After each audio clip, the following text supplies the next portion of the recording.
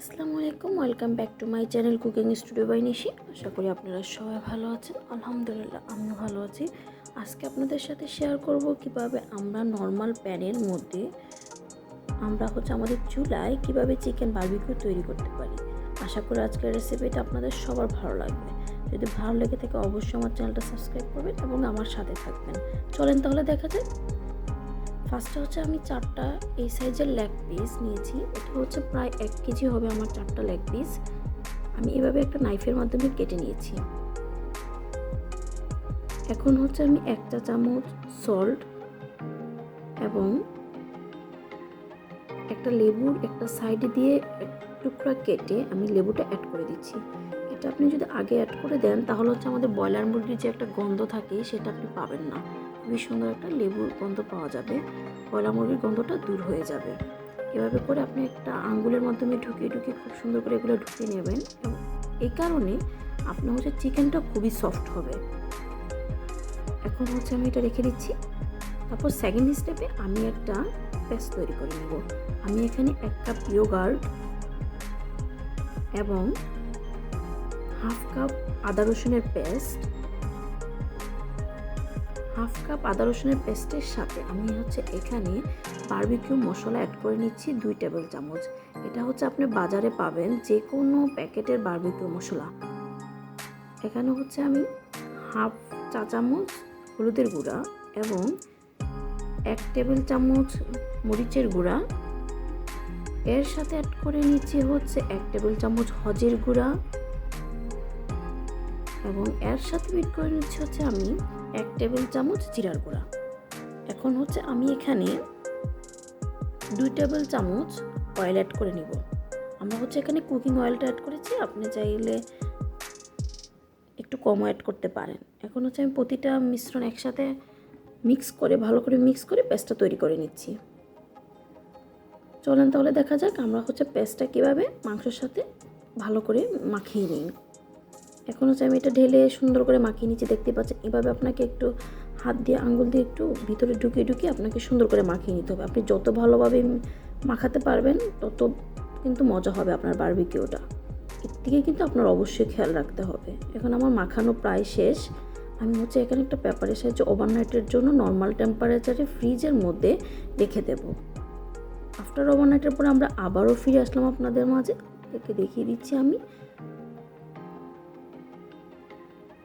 এখন আমি এটা উল্টে পাল্টে আবার মিক্সটা একটু লাগিয়ে নিচ্ছি মাংসর গায়ে, কারণ মিক্সটা আপনি যেহেতু ওভারনাইট এখানে ছিল কিছুটা ঠান্ডা হয়ে গিয়েছে চিকেনটা।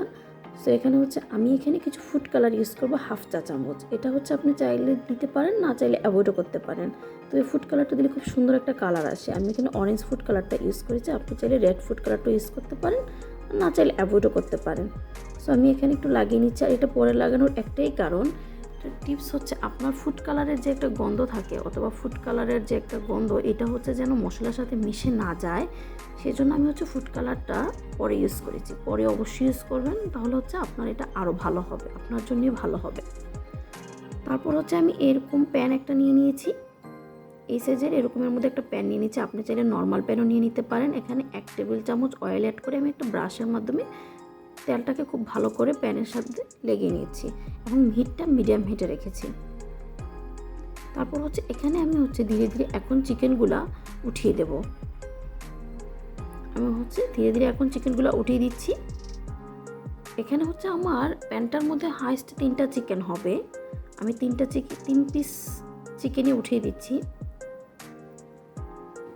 এখানে আপনি চাপাচাপি করে 4 পিস চিকেন দিতে যাবেন না, কারণ আপনি একটু পাতলা পাতলা করেই, চাপাচাপি করার কোনো প্রয়োজন নাই। একটু জায়গা রেখে আপনি চিকেনগুলো দিলে আপনার জন্যই ভালো হয়, তাহলে সাইডগুলো দিয়ে খুব সুন্দর করে হয়ে আসবে। চাপাচাপি করে দিলে ভালো হবে না বারবিকিউটা। তারপর আমি আপনাদেরকে একটু উল্টিয়ে দেখিয়ে দিচ্ছি। আমারটা ফার্স্ট টাইমে আমি উল্টিয়ে নিলাম। উল্টিয়ে নেওয়ার পরে এখানে আমার কিছু মশলা রয়ে গিয়েছে, সেই জন্য একটা চামচের মাধ্যমে আমি মশলাটা এপাশ দিয়ে লাগিয়ে নিচ্ছি। এটা আপনার জন্য ভালো, কারণ অনেকগুলো মশলা রয়ে গিয়েছে এবং মশলাটা যদি ভালো হয় মাংসের মধ্যে তাহলে অবশ্যই খেতেও টেস্ট আপনার বাড়িয়ে দিবে, টেস্ট খুবই ভালো লাগবে।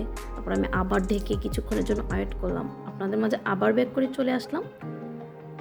এখন দেখবেন খুবই সুন্দর একটা কালার চলে আসতেছে। মোটামুটি কিন্তু আমারটা হয়ে আসতেছে। এক পাশে আমি আপনাদেরকে দেখতেই পাচ্ছেন খুব সুন্দর একটা কালার চলে আসছে।